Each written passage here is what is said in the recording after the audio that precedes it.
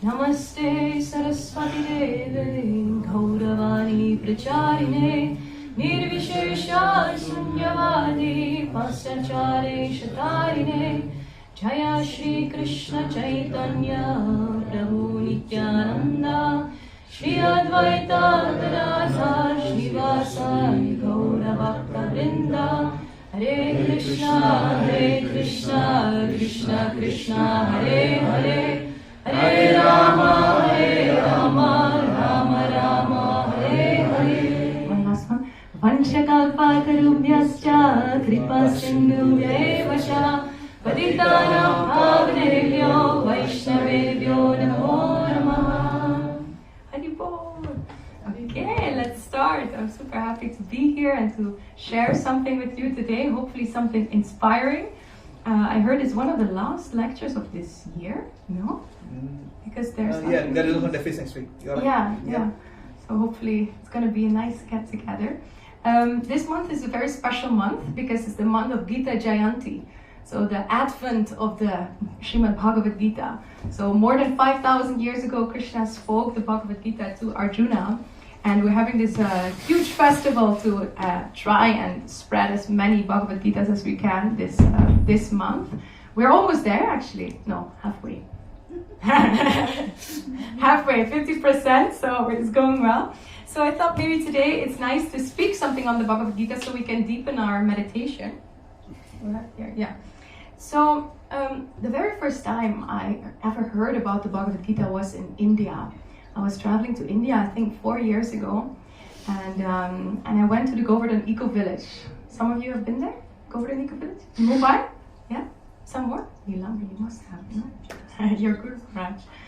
So you go out of this big city of Mumbai, full of smog and huge buildings and I don't know what. You drive for 2 or 3 hours and you come into this valley, there are mountains and inside there's sort of jungle-ish area. And they built an eco-village there. So I didn't know anything about Bhakti or Gita or Krishna even. I never even heard his name. And I come into this eco-village where everything is, about Krishna. So I see all these paintings on the wall of these demigods and Shiva and Ganesh and I don't know what. And I think, I studied Greek and Latin in high school and I was like, time has stopped here. It's like, they're in the Greek era, back where the Romans were living, because they also had all these demigods, and I thought, what is this? I didn't feel so, that they were progressive or anything. So I was there to do some Ayurvedic treatments. So every day I would go to this Ayurvedic, building center, and I would get treatments there.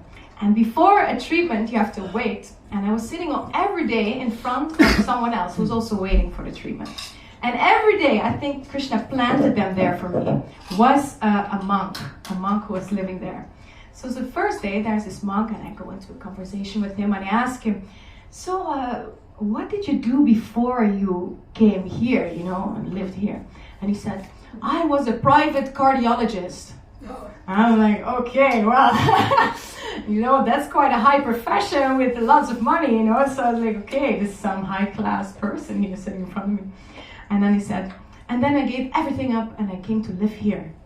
I'm like, what? I don't understand, 2 hours away from the big city, what do you have to do here? There's nothing here. So next day, again, someone's sitting in front of me and I asked him the same question. I asked him, what did you do before you came and lived here? He said, I was a scientist at NASA. And I was like, what? Because I was like, science, this is it. So there's this person from NASA here. And then he said, I gave everything up and I came to live here. I was like, okay, something is going on here. I don't know what it is, but there's something here. So I asked him, what is your secret? What is happening here? He said, we are studying Bhagavad Gita. I was like, ooh, okay, what's that? So like every hotel room has the Bible here in the West, every room there had the Bhagavad Gita. So I took the Bhagavad Gita, was reading a bit, didn't understand anything, nothing. And then we had a yoga teacher training. And there the philosophy, they gave us some of the philosophy. And I was like, wow, this is answering some of my questions. But I was really critical, so asking a lot. what about this? What about that? You know, but my teacher, he was so good. He answered every single question I had. And in the end, I was like, in Dutch we say, met een mond vol tanden, like with a mouth full of teeth, you know, nothing else. So, okay. And suddenly, it was so much information, you know, my brain sort of, it crashed, but it went to my heart. And it began to feel, this is what they mean. A sort of transformation happened in me. And so I started a Bhagavad Gita course. I wanted to do more. And after that, I did one more Bhagavad Gita course, the same one. And after that, I did it one more time. I did it 3 times in a row. Because Bhagavad Gita is so special. It's not like normal knowledge. If you have normal books, it's like, okay, you start somewhere, you don't know anything, and then you read the book, and in the end of the book, you know something, you know. That's like, it's a straight line. But with Bhagavad Gita, it's different. It's like a circle. It's like you start somewhere, then you read Bhagavad Gita, and you get through all the teachings, then you come back to the beginning, and something has changed. You know, you start at the same point, but your consciousness has transformed. You know, and then when you read it again you go deeper into the circle, and again the consciousness is even more transformed. So this is why people mostly in the beginning, before reading, or when they start reading Bhagavad Gita, they have a lot of aversion to the book, because you cannot read it without transforming. Something is gonna happen inside of you. And this is also a nice difference between what is happening in the world now in normal schools and when we teach spiritual science. Because in these normal schools, they try to reform us. They try to make us in something different, something better, that we can go and do something in the world. But the Bhagavad Gita and all these Vedic scriptures, they try to get out what is already inside of us, get it out. So it's like a difference between transformation and reformation. My teacher, he gave a really nice example. He said, imagine you have a block of ice, you know, big block of ice, and you take it outside of the fridge, and you take your tools and you're going to make a nice like sculpture out of it. Like a, I don't know, a swan or an angel, you make something, you know. So you take your external tools and you make it into something beautiful. That is what we're trying to do when kids go to school in this society. We plant them in the school, we hope the teachers teach them something that have to go in their mind, create some qualities to do something in the world. But Bhagavad Gita and these Vedic scriptures, they are different. It's like taking that same block of ice, then placing it in its natural environment. What will happen? It will melt. It will go back to its natural position. And this is what Bhagavad Gita will also try and do for us. It places us actually in our normal conditions, the conditions that are there for the soul, the natural habitat of the soul. And so the ice around our heart will slowly melt, and we again become ourselves. And all the knowledge that is inside of us, it will come outside. We don't have to do anything or remember anything. It will come by itself, even though we don't maybe experience that now. But yeah, it's a big difference. So the Bhagavad Gita is a beautiful book. If I would ask you, fill in the blank. Bhagavad Gita is a book of blank. What would you say? Book of blank? Book of wisdom. Oh. Book of wisdom, yeah. More. Book of Clarification. clarification, yeah. Inspiration. Inspiration, nice. More. Surrender. It's a book of Krishna. Book of Krishna, yeah. Book of Dharma. They also say book of choices. You said book of surrender. Yeah, and actually that was the one I was looking for. Good. We didn't rehearse this. But that's what I wanted to speak about today. The Bhagavad Gita is a book of surrender. Actually, throughout the Gita, there are various verses that are about surrender. One in the beginning, a very prominent one in the middle, and one in the end. And they guide us through different levels of surrender, even deeper level of surrender. So, does someone know any of these levels? Something comes to mind, or any verse comes to mind? 1866. Yeah, that's the last one. Yeah, 1866. And the one where Arjuna declares himself to become a disciple of Krishna. Yeah, That's the first one. probably. Yeah, that's 2.17, where he says, Yeah. and now I'm a soul surrendered unto you. So he surrenders unto a teacher. That's the first level of surrender, that we surrender to a teacher for guidance, for help on the path. The second one is maybe a little difficult. It's surrender to the process of bhakti. We will see which verse belongs to that later. And then in the end, we finally, when we did that, we surrendered to the teacher, we surrendered to the process, and then we can surrender fully to Krishna. So today we'll go through these three. Hopefully you find that okay, inspiring. Yeah? Sure. and then you see where we end up. So I have a few. Yeah, I'll try the Sanskrit. Let's see how it goes. Karpanya doso pahata svabhava prichami tvam dharma samudha cheta yakshreyasan nishitam bruhitan me shishyasteham shadimam tvam prapanam. This is 2.7. The translation goes as follows. Now I am confused about my duty, and I have lost all composure because of miserly weakness. In this condition, I am asking you to tell me for certain what is best for me. Now I am your disciple, and I am a soul surrendered unto you. Please instruct me. So this is the very beginning of Bhagavad Gita. You know, he's standing in the battlefield, he's standing across all of the people he loves, actually, somewhere. He sees his teachers, he sees his grandfathers, his uncles, his nephews. Everyone is there.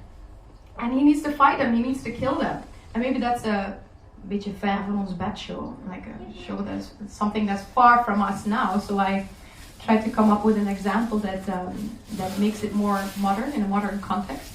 So is there any policemen in the room? No? Good. Okay. So imagine you're a policeman, you're a policeman. And you're in your car, you're waiting for something to do, and suddenly they call you. And they say, you're the car closest to the school which is being shot. There's someone who's walking through the school with a gun. And you have to go there, So you go there as fast as you can. Or, you put them on, you go there. And then you see, once you arrive in the school, you just see this guy who was there in the school shooting people. You see him with his gun running away. So of course you start running behind him. And at some point, after a long, you catch him. You pull him at his, how do you say this? Bivakmuts. What is that in English? This black thing, they have, the thieves have. So you put it out, you put it off his head, and what happens? You see, it is your son. Ooh. Oops. Someone you deeply love and care about. And you know that if you hand him in, he's going to go to prison for the rest of his life, probably. So this is a situation, a dilemma that we cannot get out of. On the one hand, you love him. It's your own son. It's your flesh and blood. And on the other hand, he did something so evil that you cannot ignore it. So this is the position that Arjuna was in.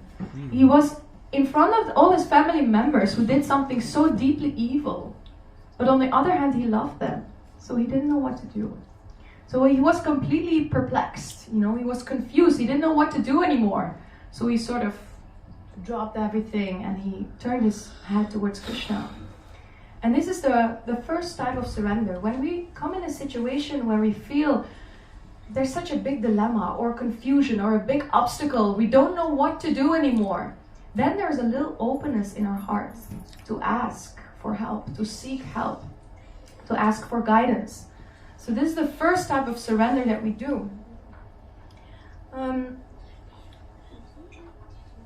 When a spiritual master comes to us, or actually we go mostly to the spiritual master, or the spiritual master comes to us when we are ready.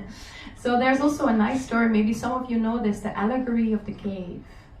It tells the story of the spiritual master, Plato? Yeah, Plato. So imagine you're in a cave and you have never been anywhere else. You're born in the cave, you had your puberty in the cave, you're there, So you are chained. Sorry, I have a lot of little bad examples today. So you are chained around your wrists, around your feet, around your waist, around your neck. You cannot move. You can just look at the wall of the cave.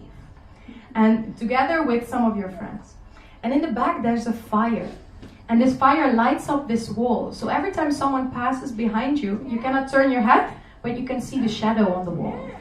So imagine a horse is walking past. You just see the shadow of a horse. You know, someone is walking past with a big bottle of, or how do you say, pot of water. You see just the shapes, the shadows on the wall. And that's all you've ever seen your whole life. Imagine one day, one of these chains breaks and you're able to free yourself. Yeah. What do? You run towards, the outside of the cave. You run towards the light. So what happens first? Once you put your first step out of the cave, what happens? Your eyes hurt because of the too much light. Yeah, you're like, oh, you cannot see anything because your whole life you just were in the dark, in this dark cave, and suddenly there's the sun. So first of all, you're confused and you don't know what's happening, but then slowly shapes are evolving, and you see not a shadow of a horse, you see a real horse. It has texture, it has color, it has depth to it, it has a feeling, it has a smell. You see this whole different world opening up. You see the leaves, the different colors of the leaves. You see the trees, you feel the wind. Then what do? Next. This whole new reality opens. What do? You want to tell your friends about it. Yeah, you turn around, you go and tell your friends, hello, what are you doing? You're looking at shadows on the wall. This is not real. Come with me, I'll show you the real world. It has colors, it has smells, it has texture, it has everything. So you try to convince them, please come with me. First things your friends say, he's nuts. Yeah. He's nuts. What is he? Did he take some mushrooms? He's out of his mind. This is not real. Yeah. Let us be. Go do your thing. It's great that you have that amazing idea of the world, but this is what is reality. This is what we've known our whole lives. Everyone knows this. This is it. Please go somewhere else. This is 99% of the people, when they come also in contact with spiritual knowledge. They don't want to hear because it breaks down every fundament of what they have built their lives on. But maybe there's this one person, and he thinks, is this all? These shadows on the wall, is that all? So he has a little bit of trust, and he surrenders a little bit to this person who comes to him, and he follows him. This is this first type of surrender. When someone comes to us who has seen a deeper truth, or when we need it, and we take a few steps following this person. This shows also that surrender is not a process of falling down on your knees. Oh, now I am surrendered, and that's it for the rest of your life. No, surrender is actually something active. You have to walk the path yourself. You have to walk outside of the cave. And you also have to use your intelligence to get there. It's not that you now have to, cut the cords here and say, oh, I'm surrendered to this amazing teacher, and now I don't have to make any choices anymore by myself. No, Prabhupada showed us that too, because Prabhupada, he got one amazing instruction from his spiritual master, go to the West, preach this. And then Prabhupada wasn't like, okay, now I know it, and I surrender to your instruction, and then he was in Dandavats for the rest of his life. No, he did the exact opposite, he went across the ocean. His whole life, all these final years of his life, he spent in doing active service for Bhaktisiddhanta Saraswati Thakur. So surrender, even if it's to a person, it is not that you outsource your responsibility and put off your brain. It is active, using your brain, using your intelligence, and actively doing something. So that was the first type of surrender. Then we can go a little deeper, and we go to the middle of the Bhagavad Gita. Because this teacher or the person that we go to, that we seek help from, he'll give us a certain process, right? And this is the second type of surrender to the process. So this is 7.40. Daivish, you know it? Sorry. You can if you want. No. You probably that's a Daivi Sagunamayi. I know the verse. Yeah. Daivesha gunamayi mamma maya duratyaya mammevaye prapadyante mayametam tarantite. Translation. Actually, this is a verse that Krishna speaks. He says, this divine energy of mine, consisting of the three modes of material nature, is difficult to overcome. But those who are surrendered unto me can easily cross beyond it. One more time. So he says, this divine energy of mine, matter, and the three modes of material natures, is very difficult to overcome. But those who have surrendered unto me can easily cross beyond it. So the important word in this shloka is guna mayi. Guna means the qualities, right? Rajas, tamas, sattva. But it means also, other translation? Rope. Rope. Yeah, it means rope. Guna means rope. And mayi means illusion. So guna mayi are the ropes of illusion. And unfortunately, we are now tied by the ropes of illusion. Oh no! Oh no! It is happening. Yeah. So we are tied by the ropes of illusion at this point. And illusion is a tricky business. If you want to create an illusion, it's difficult. And if there's an illusion and you're absorbed in it, it's also difficult.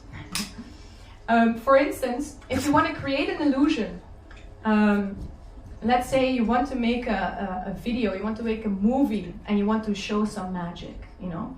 I can go out on the street and take a Harry Potter wand or something and go like, wow, and then put some special effects and try that it's going to be an illusion that I'm really doing magic. Not many people are going to believe my video, and they're not going to be absorbed in it, and they're going to be bored and think this fake, you know. So that's why in Harry Potter, thousands, I don't know, millions of dollars are spent to create a good illusion. So many people working that this is really going to be a good illusion, you know. And then we get absorbed in this illusion. When it's a good illusion, we get absorbed. Any addictions here? Suits. What else? What? How say? Netflix series. Oh. We get absorbed. What? No, I was just Suits. Yeah, Suits is a Netflix series. Yeah, I don't know. saw Stranger maybe. Things. Maybe there's some series that you get caught up in, or you know, or even when you're watching a movie, you know, sometimes you get caught up in the movie, and when this movie star is in a battling someone, even your heart rate goes up. You know, you think you are that main person because you get so caught up in it. But when you feel that you have to go to the toilet, you snap out of the illusion. Or when someone says, you want some more crisps, you want some, not cola, you want some popcorn, yeah. then you snap out of this illusion and it's gone. So the illusions in this world are there. They take us with, they take us with them, but they are not so strong. Imagine Krishna making an illusion. Krishna is the best at everything. He's the most powerful. He's the most knowledgeable. He knows what you like. He knows what you get absorbed in, you know. Krishna can make the best illusion. And there's no snapping out of it. If Krishna makes an illusion for you, impossible. You cannot get out of it, you know. It's going to be the best illusion that is there ever to be experienced. And so we are actually now caught up in the best illusion Krishna ever created, namely the illusion of separatedness, the illusion of this material world, the illusion that we are not more than this material body, the illusion that I'm the doer of every action, you know, I'm the one who is, you know, going through this world, making it happen for myself, manifesting this. And there is no creator, there's not someone guiding me, I'm not part of something bigger. This is all an illusion that Krishna created for us. Because we wanted that actually. We wanted to be without him. So he created this illusion for us. So it seems that if this illusion is so strong, does Krishna want us to fail? I thought Krishna wanted me with him. You know, why then is he making it so hard to escape this illusion? It's like this world is made for me to fail as a soul, to never find my way back home. That's like how it sometimes feels, right?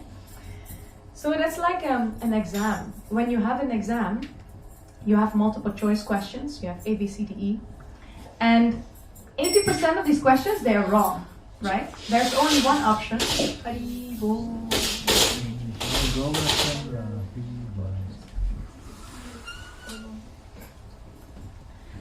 So 80% of these multiple choice questions, they're going to be wrong. You know, are you going to say to your teacher, "What? You made this test for me just so that I could fail"?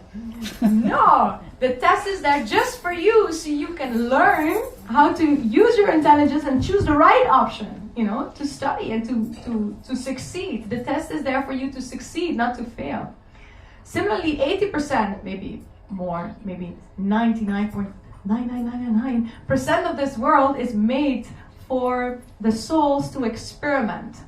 The souls wanted to enjoy in this material world, so this sort of stage was made for us so we can go and experiment with this material energy, try to find their happiness without Krishna. That's 99.999% what the world is doing and what we use the world for. But there's this other one option, the 1%, and that is that this world is also there for redirection. It's there to redirect us, to find our way back home, back where we belong, where the soul belongs.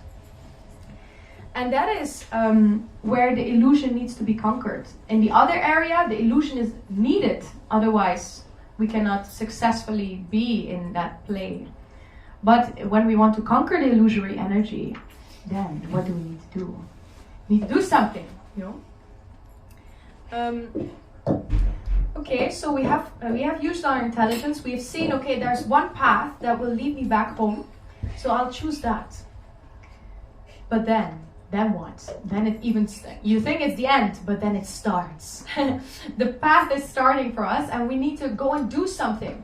For so many lives, we have lived in a world that is nice for our ego.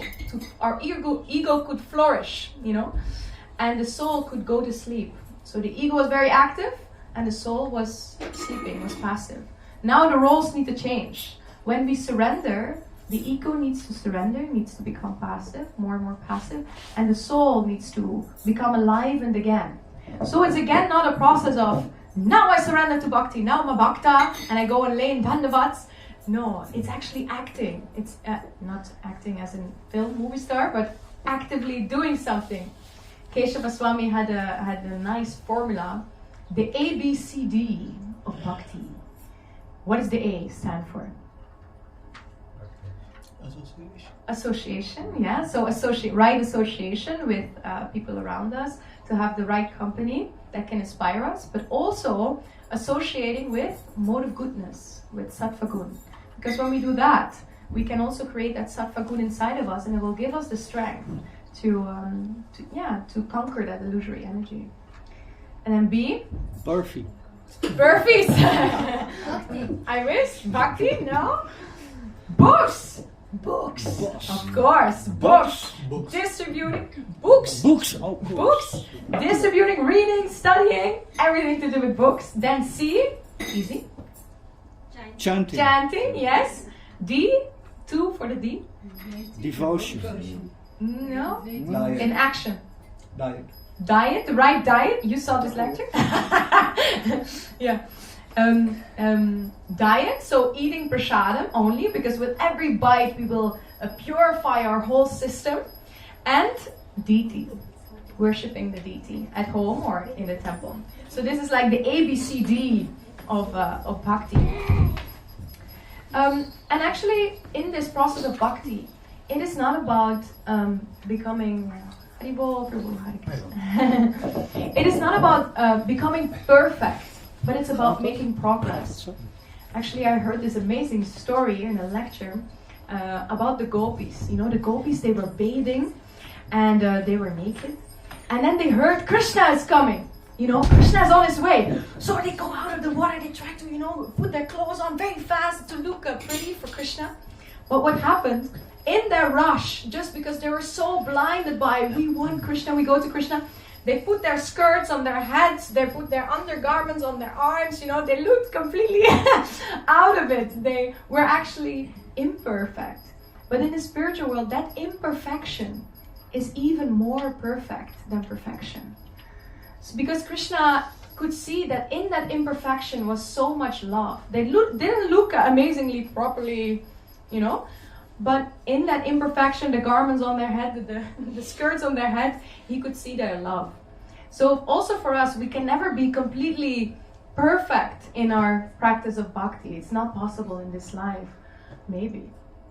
But we can make progress, we can try, and Krishna will see our sincerity, and he will love that, and then give also something to us. So that's the second one. The first one, surrender in order to receive guidance, to seek help. The second one, surrender to the process of bhakti, to gain strength in order to overcome this illusion. And then we go to the last one, the big one. And you guessed it, it was 1866. You know the Sanskrit? Sarva dharman parityaja, mam ekam saranam vraja. Aham tvam sarva papibhyo, mokshayishami ma sucha. Haribo, Jai Ho, yes. Very famous one, eh? So the translation goes, abandon all varieties of religion and just surrender unto me. I shall deliver you from all sinful reactions. Do not fear. So abandon all varieties of religion and just surrender unto me. And we could say, why didn't Krishna just say this in the first place? He could just have said it in the first chapter. You know, why all these difficult philosophy and dharma and karma and fruitive activities and gunas? And he could have just said in the you know, Arjuna, you know what? Just leave everything and just do what I say. You know, I say this, you do it. That's it. But he didn't. Why? Question to you. Why didn't he do that? Give Arjuna a choice. He had free will. Yeah, to give him choice. Yeah, and also to show him choice. We have choice when we have intelligence. Actually, we needed all this to understand what it means to really deeply surrender. That it is not something. Okay, I throw my hands up in the air and now I surrender and just do what someone else says. It's blind. That is blind surrender. But we need intellectual surrender. We need to give our full hearts, but it can only be if we truly understand what we're actually doing. So he waited on with that till the end. There are two important words in this verse. The first one is sharanam. And of course, sharanam is translated with the word surrender. But when Mahaprabhu was here, he said also something very nice, like another translation of that word. Shelter. To seek shelter, to actively seek shelter. And where better can we seek shelter than in Krishna? You know, now we seek shelter in our boss for some money, or in our house, or I don't know, wherever we seek shelter, in food. But Krishna, he is all compassionate. He is all powerful. You know, he has all the strength. He knows past, present, and future. He knows what is deep within your heart. He knows you even better than you know yourself. So who better than to him can we surrender?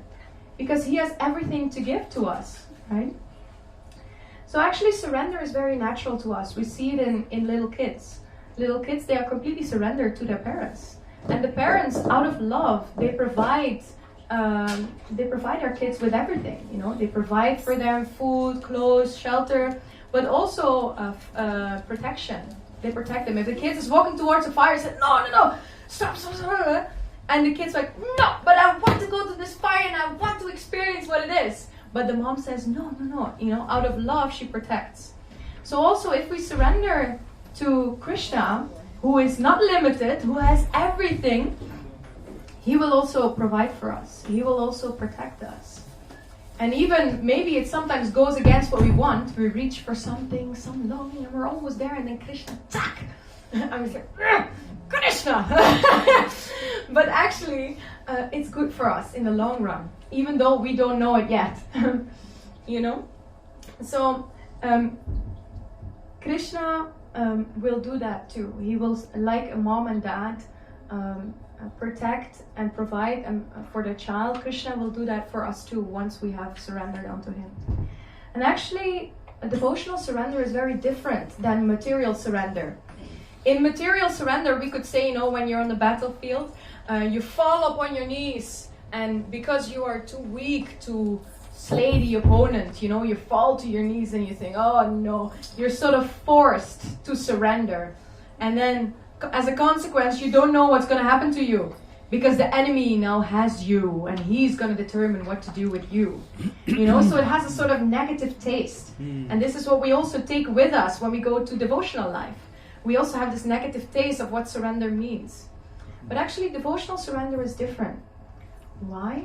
Because as a cause, it is not caused because you're forced, because you're too weak to do it yourself or to win. And that's why you're forced to surrender. No, actually, devotional surrender is voluntarily, and it is out of love. You know, when I love someone, I surrender unto them. If I love my partner, I'll say, hopefully, I don't know if you experience this in your life, your wish is my command. So that's what we say to our partners, you know. If they say, I would love a chocolate pie, you're not going to go to them and give them some soup because you like soup. So you're going to bring them soup. No. To make them satisfied, you're going to bring them that chocolate cake, you know. So you're going to do what they like, what they want. You surrender unto their wishes and you put your own plans aside. Jesus also really said it nicely. He said, may thy will be done, not mine. I thought it was a very powerful one. So, and what is then the consequence of surrendering into love? The consequence is that you'll have the best possible future you could ever wish for. Because Krishna has everything. And he wants to give you everything. He has everything to give to you. So that's the beauty, and that's the difference with devotional surrender. Krishna is our ever well-wisher. And actually, he loves us too much. So he sort of slightly even forces us to surrender. Because if we don't surrender in dandavats, you know, horizontally down, facing downwards, he forces us that we surrender facing upwards at the time of death. So in the shape of time, he anyway makes us surrender because he loves us too much to not have us with him. So the last word, and I will end with this, that is important in this verse. It comes actually right after the Sharanam word. It's Vraja. So it's Sharanam Vraja. And of course we know Vraja as Vrindavan, as the place where Krishna was with his pastimes, his home. But actually here there's an interesting translation. The translation of the word Vraja is to go. It's a verb. It's actually a verb, to go. So Vraja we can translate as to go or to walk. So how you can put this or together is to walk with Krishna. That is Vraja. So often you hear Vraj is not a place, it's a state of consciousness. You hear this, right? What does it actually mean? It means that Vraja, when we look at the word, it means to walk with Krishna. So when you walk with Krishna, you are in Vraj. That's why everyone in Vrindavan, in Vraj, they are always walking with Krishna. So Vraj is within them. But we can even be here and walk with Krishna because we are surrendered unto him. And then we will always be in Vraj. So this was what I wanted to share with you today. Maybe there are some additions or something you'd like to share. We have 10 minutes left. So. Yeah, well, if there's space for that, there were two little points that came to my mind. In the beginning you spoke about the power of illusion, how easily we can be in illusion and how difficult it is to come out of it. I was reminded of a nice example that I heard when I studied psychology. In Japan they developed the glasses that makes the world look upside down. Uh-huh. Now if a person puts it on, first of all, he's a little confused and might become dizzy, but then the internal system adapts and actually you start seeing things normal again. Yeah. So that shows how easily we actually can take the illusion for real. So we adapt, but then the funny thing is that when they put off the glasses, they see the world upside down.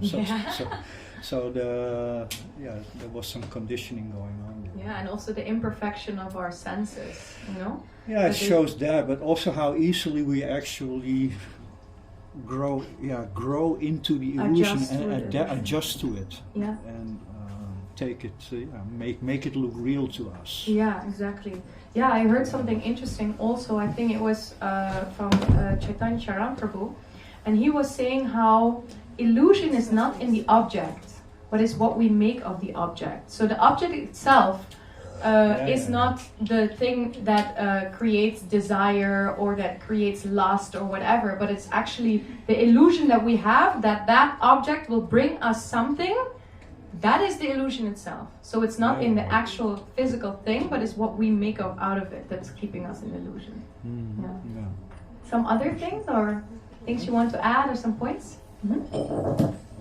I cannot believe that you only 4 years ago you said you went to India. This is and you're now getting teaching here and that's really. So this is a past life memory, probably for you. You have. I am struggling myself sometimes. More than sometimes with illusion. And I just want to know everybody or someone who wants to respond.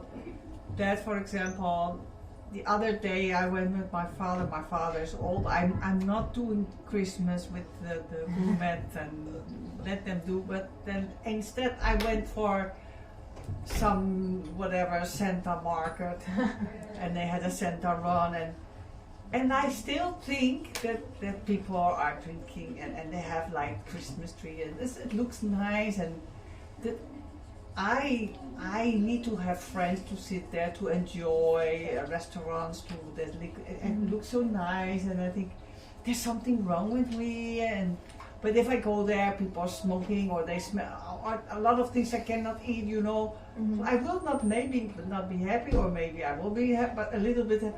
But I always think I miss out, FOMO, the fear of missing out some. And I don't. When I'm here, I don't have it at all. But whenever I'm in the normal or like what is normal world. Mm-hmm.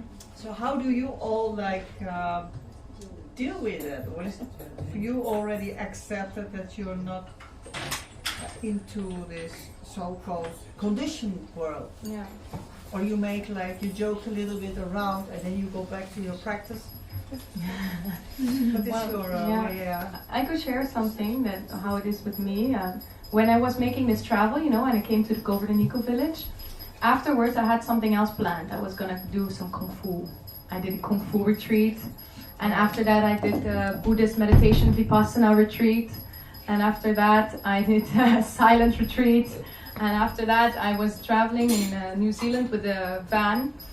So when I was in the Kung Fu retreat, because everyone was so, fired up about this Kung Fu stuff, my desires were, I want to be the best Kung Fu master that's going to be on this planet Earth. I was going to be like, I want my body ripped. I want the abs. I want to punch someone, That were my desires. Then I went to the yoga retreat. Then, because everyone was there, my desires became, I want to be as flexible as can be. I want to put my thing there, and put it there. I want to keep my breath in pranayama and not breathe for 1 hour. And then I went to travel in New Zealand with my van. And then I saw all these other travelers, and then my desires were, I want to have an Instagram account with the best travel pictures and videos there can be, So I noticed everywhere I came, because of the people that I was surrounded with and what was driving them, that went to drive me. Yeah. And when I was alone, I was like, when I don't hear all these voices of all these other people around me, what do I actually want? And so I saw that all these things, they are fleeting, they're passing by. You have something and then it goes away. Keshava Swami, he said, with material happiness, you have a little bit of a problem, actually a fourfold problem. The first problem is you want something, you cannot get it. The second problem is you want something, you can get it, but the moment you get it, you lose it. Then you get it, you can hold the happiness for a little while, but then it fades. Or you get it, and it is not what you expected it to be. So you have all these four things with material happiness. And I think once we deeply realize that, the impact of the people around us, then hearing again the own voice of our soul, not the voice of the mind, but of the soul, what the soul really wants, and experiencing that actually material happiness for the soul, it is like gasoline. Like the body is the car, and we are the one behind the wheel. The car needs fuel, needs gasoline, but the soul doesn't need gasoline, it needs pizza, right? So it needs like a sandwich, it needs some real food. And at some point, when we keep feeding our soul gasoline, it's not going to be happy in the long run. And even though other people make it seem like it's making them happy, you know? So, yeah, I think it's a twofold thing, that who you surround yourself with, that's what you automatically also get inside of yourself. And once you realize the truth, or you see with the eyes of eternity, you see this world through the eyes of eternity. That's what I would say.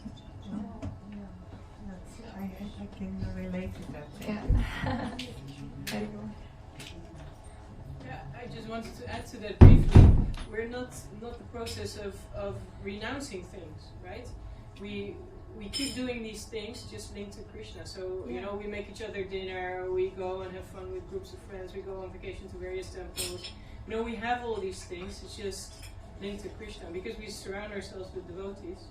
And we all do these things, you know, we have nice dinners, we go on outings and all these things, but just with devotees. So, yeah, I think association is very important. And it's not like, ultimately, you know, we just add Krishna and then at some point it becomes so nice that we leave other things for it. But before that, it's not like you're required to leave things that you're not ready to leave, I guess. It's automatic thing.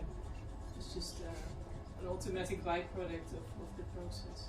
Yeah, nice point. Like transforming what you already have instead of like cutting it out completely. Yeah, nice.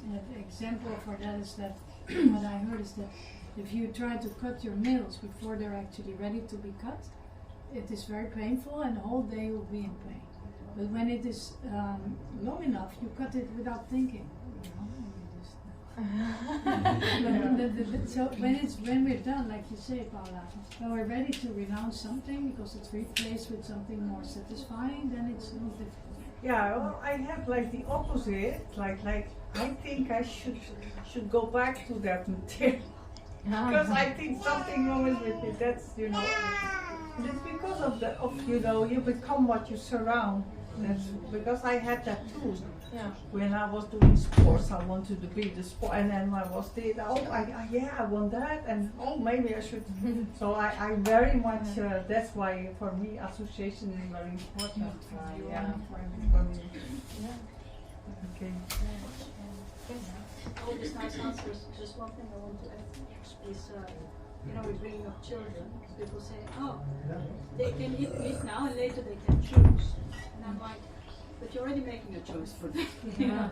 So we'll bring them up atheistic and later they can choose a religion. But you've already, you know, conditioned them to be atheistic.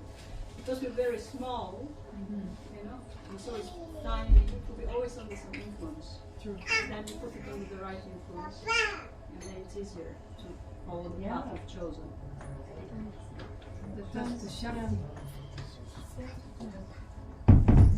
Thank you so much.